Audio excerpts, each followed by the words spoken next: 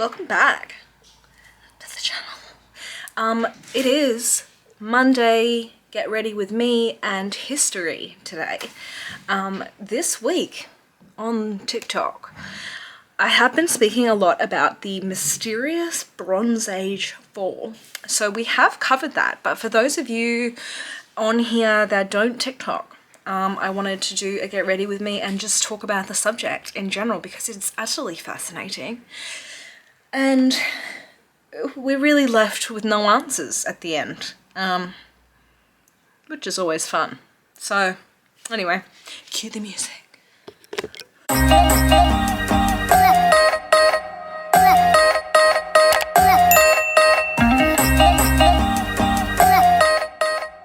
Okay, so this kind of came about because I had made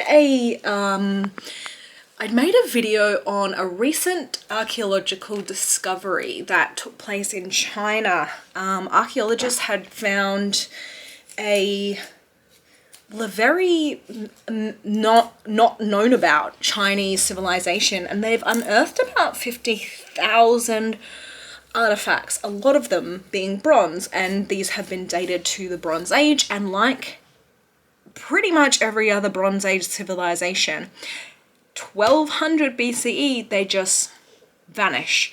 And so I posted this video and then someone was like, whoa, another one to add to the list? And I was like, this is just something that I had not necessarily come across, but I have individually studied the downfall of a lot of these huge civilizations, and it was like the 1200 BCE date just like was in neon lights in my brain, and I was like, holy crap, what? And so then I started researching it and I was like, oh my goodness, this is a thing and it must be covered. And so yeah, that's where we're beginning today. So this is commonly called the Bronze Age collapse.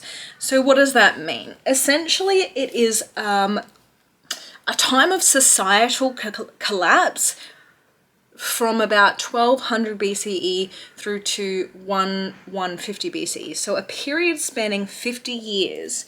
We see all of these giant Bronze Age empires collapse.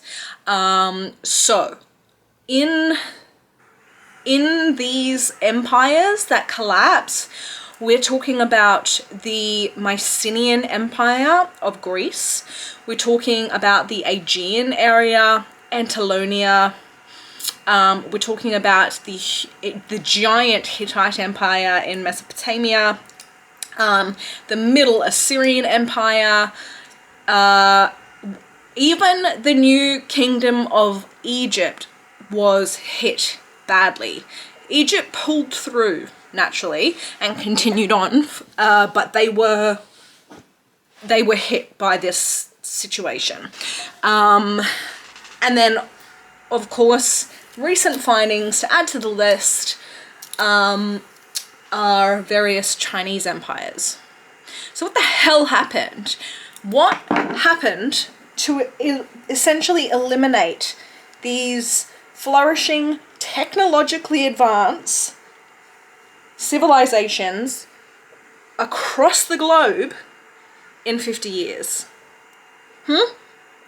What the hell, right?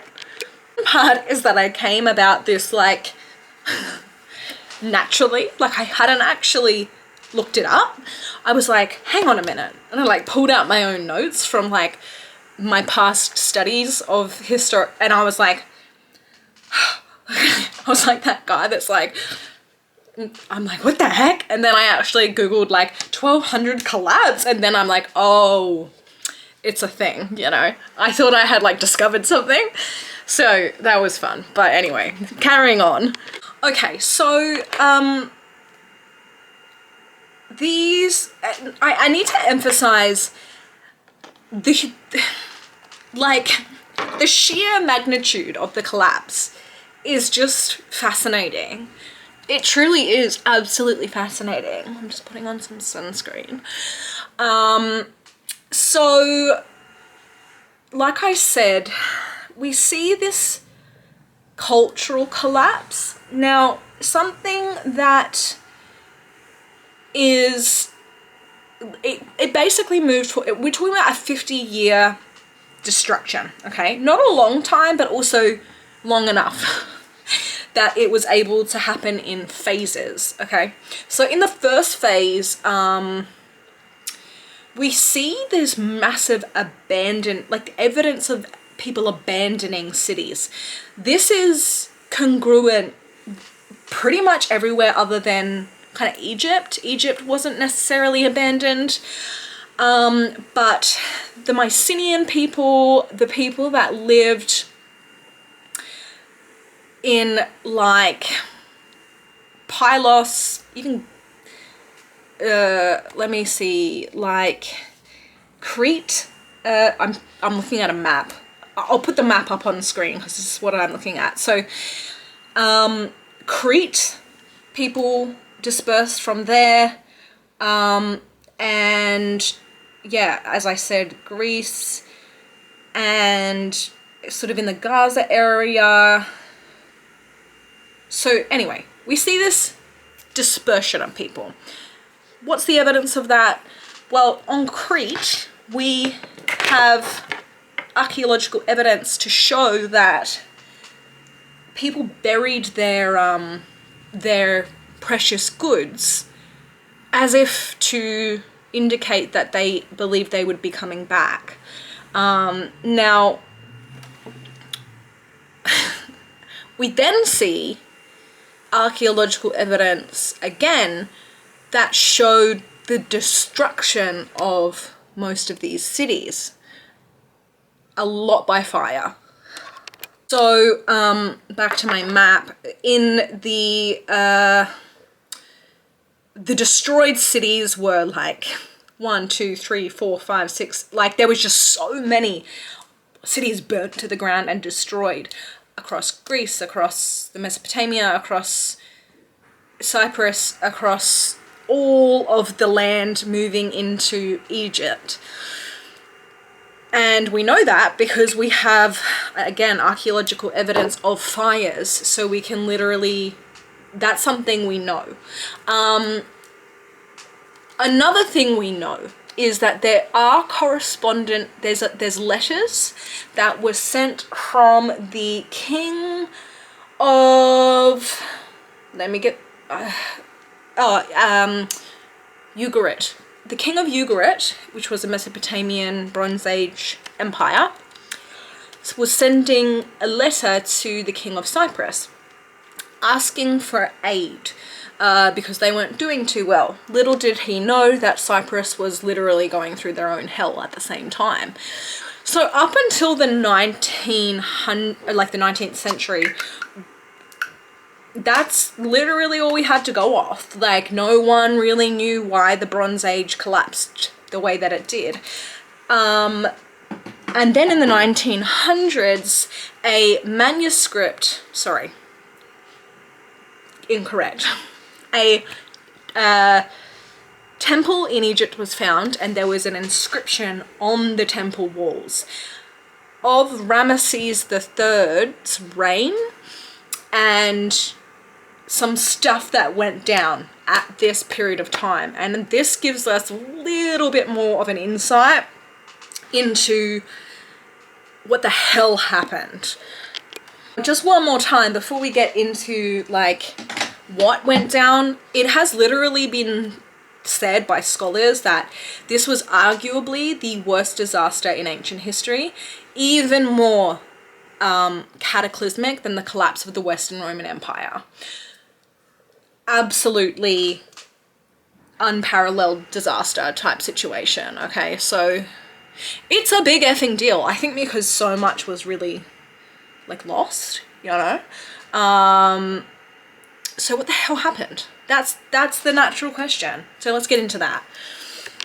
So scholars have competing and even mutually incompatible theories, of course they do, of what went down to cause this collapse.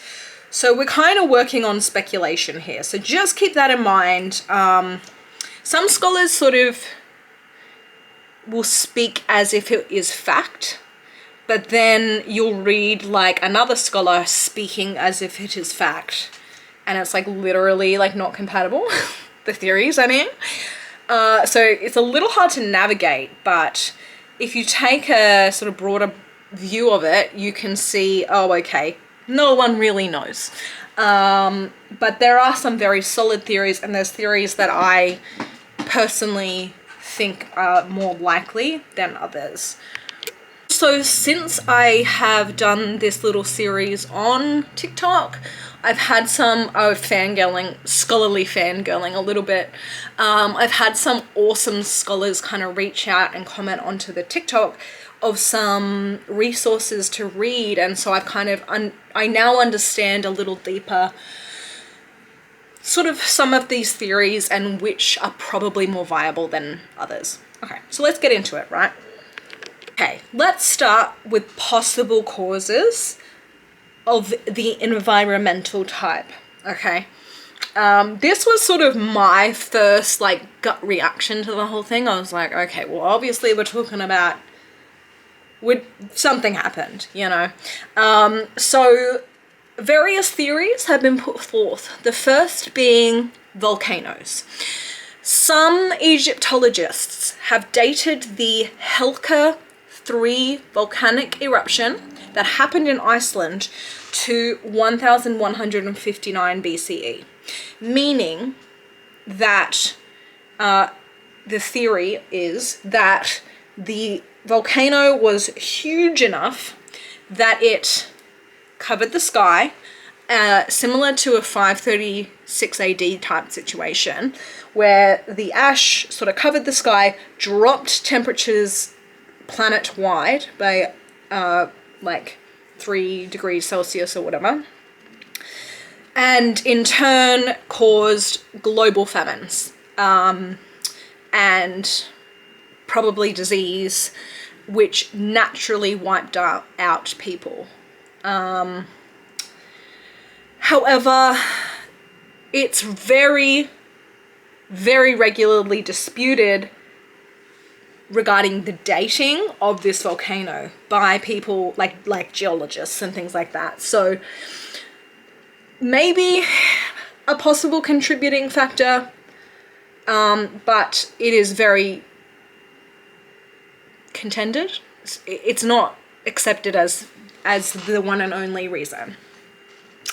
The second environmental thing or factor that comes into these theories is drought. So during what might have been the driest area of the late Bronze Age, the tree cover around the Mediterranean dwindled during the period. So the proposed theory is that this meant that large and vast amounts of people had to migrate to fertile plains. So in the Dead Sea region, the subsurface water level dropped by more than 50 meters. It's unsure when this actually took place, might I add. And according to the geography of that region,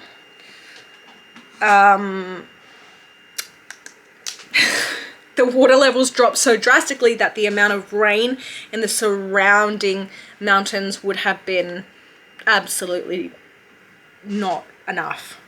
Basically no rain. No rain, no food, etc., etc., etc. So in addition to this, it's hypothesized that the drought in the Nile Valley was also a contributing factor to this. Although obviously this theory has plot holes of its own, because explain China, you know, explain Greece. Like, I understand that drought may have been a cause in some areas, but it's sort of it's not a conclusive theory on its own, obviously. Definitely add to the basket of things that could have happened, but it's not gonna just be a drought, right? So in 2012 as well, there was further evidence, or it was suggested, sorry, that the diversion of the midwinter storms from the Atlantic to the north of the Alps brung wetter weather to Central Europe, but drought to the Eastern Mediterranean area.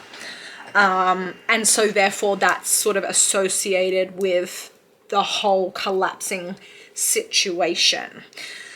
There's also evidence that suggests climate change, which that's kind of a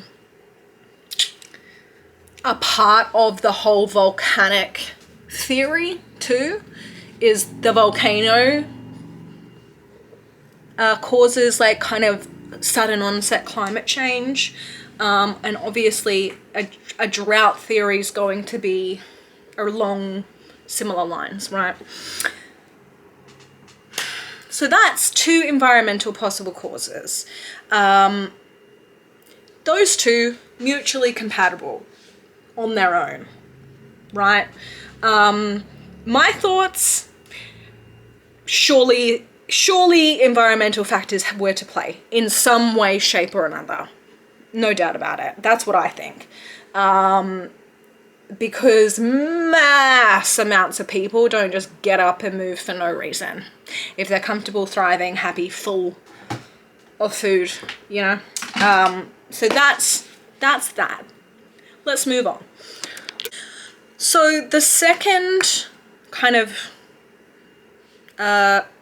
topic of theories are cultural theories. Now these are just like cultural changes that took place, and then, you know, stating that, hey, this is kind of relevant to this whole collapse, right? So a big thing that changed in this period of time is bronze. The Bronze Age, right? So bronze is made from 9 parts copper, 1 part tin. Now, copper is fairly abundant, but somewhat difficult to mine. However, all of if you look at a map of like ancient copper mines, you'll notice that these huge empires had copper mines nearby, right? But bronze is made from 1 part tin. And even though it's 1 part, tin was not super abundant. So there were large mines in what is now modern day Afghanistan, where else? I think there was one in Italy, one up in Britain. Anyway, tin wasn't super easy to get a hold of. So there's a theory that this puts pressure on the trade and the ability to trade and the ability to build in this period. Furthermore, we have the cultural use of iron working. So the Bronze Age collapse might be seen in the context of like a technological history, and it was the slow, comparatively continuous spread of iron working technology in the various regions that began, I believe, in Bulgaria or Romania around this time.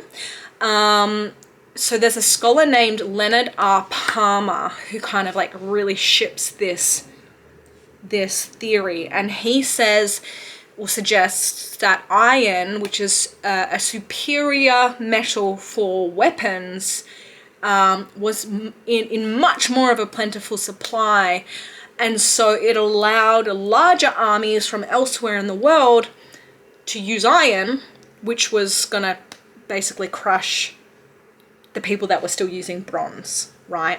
And we'll get into the like whole warfare thing next. So yeah, that's basically the Iron Age begins. That's a theory. I mean, it happened chronologically, so yeah, I mean, it's pretty sound. I mean, the guy's an expert in it, so yeah.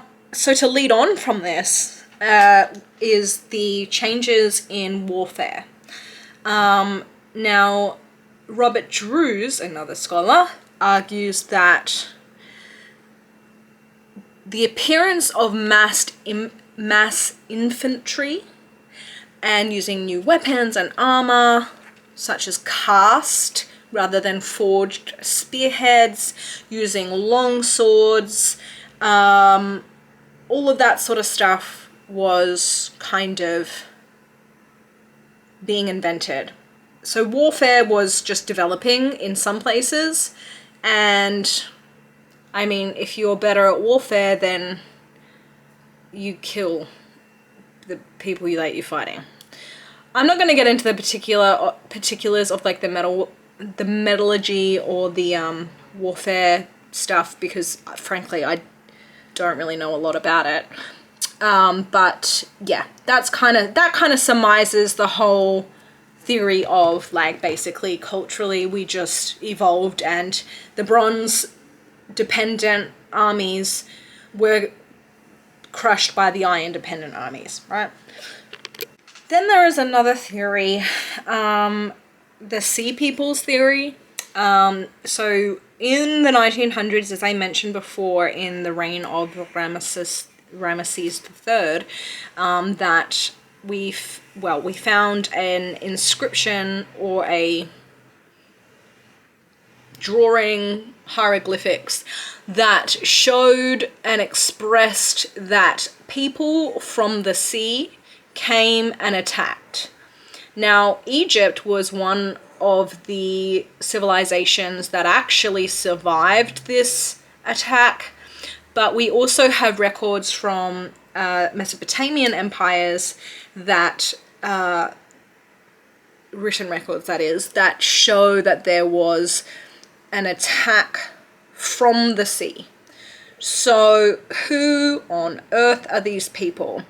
If we take the iron theory and run with that, we can surmise or hypothesize that potentially they were from areas north of Egypt, which is, I'm laughing because that could be anywhere, basically. I mean, anyway, that's kind of like the safest way I can say it, but people, yeah, the hypotheses of people go everywhere from people like in the Scandinavian countries to just, you know, people from Italy and other countries that had and were not really giants at the time. They got fed up, and so they come together as one and kind of like as rebels attack these large empires.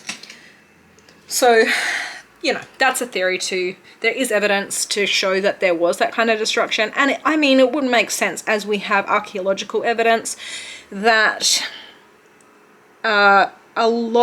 pretty much the places that succumbed to the attacks were burned to the ground. Like, we have that archaeologically to back that up. So yeah, it could have just been like a whole bunch of angry people, and that's what caused it. But again, I don't think that that's overly conclusive, because there are other elements, which I'll explain the last one, that sort of, it wasn't just one thing, you know what I mean? Yeah. Okay, so the final like theme of theories is the general systems collapse. So this is a theory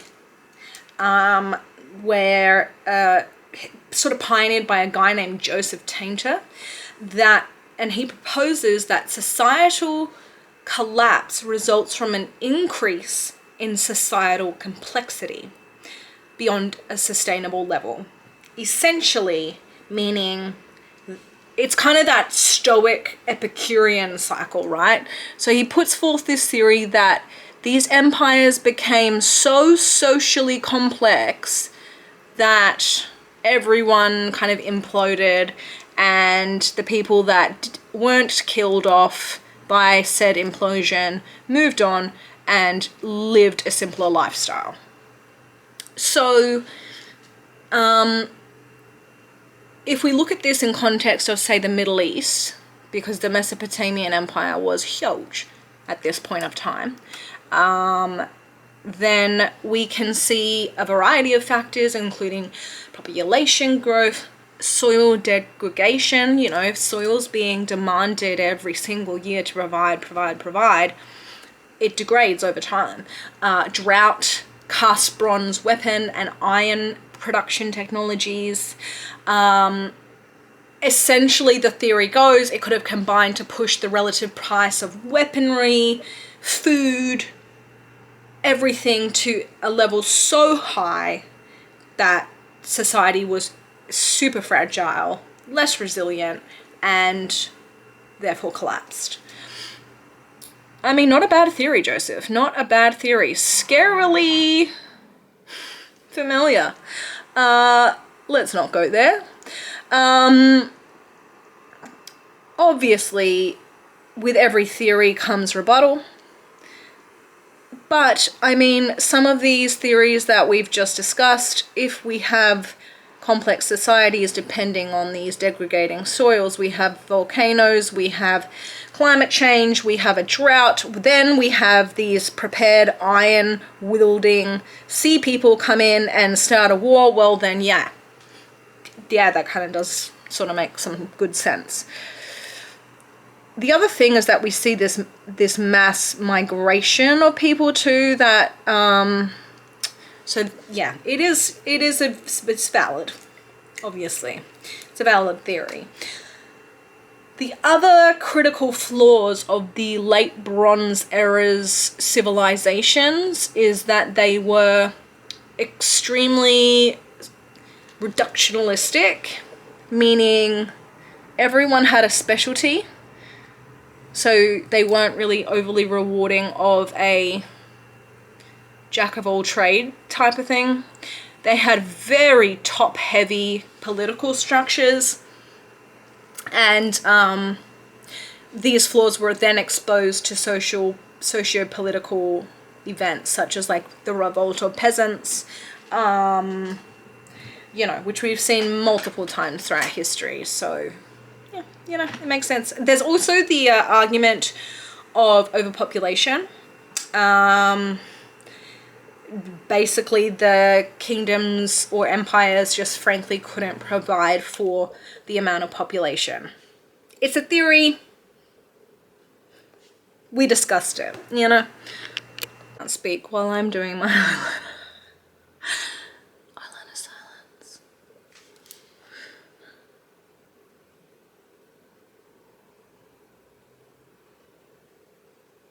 These theories of the Bronze Age collapse are all important. The other thing I will mention that I don't think I covered was in this depiction from Ramesses III in the temple. We see this depiction of these sea people, or these people coming in on boats, and they're all dressed differently and have different characteristics. So we can theorize that, again, it maybe was not one empire, it was potentially a culmination of various upset empires that were thriving under the conditions. The hard thing about this is that we don't have records of the people, the dominating, the sea people. Do you know what I mean? So it's like, well, what do we have to go on that they were the conquerors? You know what I mean? So yeah, it's a complex, it's literally a mystery. We really don't know.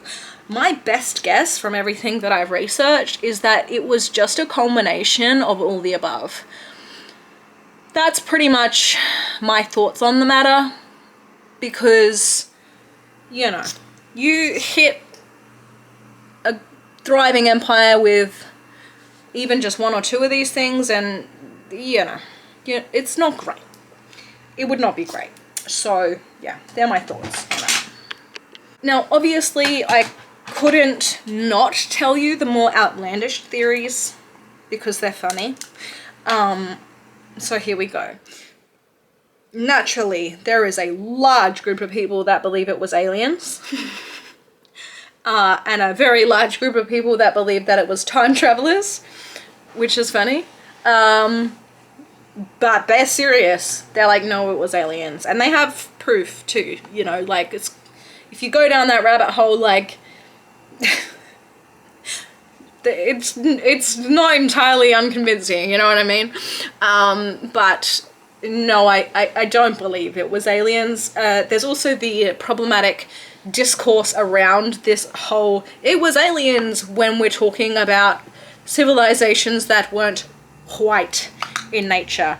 It can be seen as racist, because there's no way that brown people of the past could have possibly had such great technology, therefore it must be aliens, you know? That's kind of the rhetoric. So, yeah. Now, a more plausible theory that is kind of a funny theory, people have in the past said that, oh, it was the Trojans. So obviously in the Iliad in ancient Greece, so this is like well after this period, we have Homer, the philosopher, who writes the Iliad, speaking of the Trojan War. You know, the one with the big horse that they hid inside. So we believe that this was a place, but we don't really know if the story is like legit. But some people do believe that it's very real, and they believe that when the War of Troy took place, the Trojans were then displaced and they were the attackers and they conquered all of these societies. Highly improbable that that's the case for a lot of reasons. One being, if they had won, we probably would have records of that. And if they were from Troy, we also would probably have records of that. And we don't. And two is that there is a very compelling argument towards the fact that the people of Troy didn't really exist in the way that we thought they did. So yeah. The latter is like kind of more believable, I suppose, but you know, even some of you guys in the comments section on my TikToks were like, yeah, it's not really that convincing. And I tend to agree. The final thing is that there is a theory. Now, I'm not going to say theory, but there is people, actually, give me a second. I curl the front parts, you know what I mean? I can't really talk over this thing, so these look a little crazy right now, but they drop, so it's not too bad later on. So the final piece of something that's worth mentioning is that there is a biblical narrative that a lot of people believe. Now, I'm just trying to get this right. I think it's the book of Joshua in the Hebrew Bible that describes the conquest of the Canaanite cities and the invading, by the Israelites. So there's this theory that goes that the foreign enemies may have been the Israelites. Again, there's no scholarly consensus on that, but it is something that is believed by a lot of people. So that is the history of, well, a very brief history of the Bronze Age collapse and the different theories surrounding it. I hope that you enjoyed today. This is today's look. I have a lot of like peeling skin. It's really gross. Just like up close. But anyway. Today's look. I will see you next time. Please subscribe. I would love you if you do that. And also make sure to check out my Patreon because we are enrolling people every day. That'd be great. Thanks guys. Bye.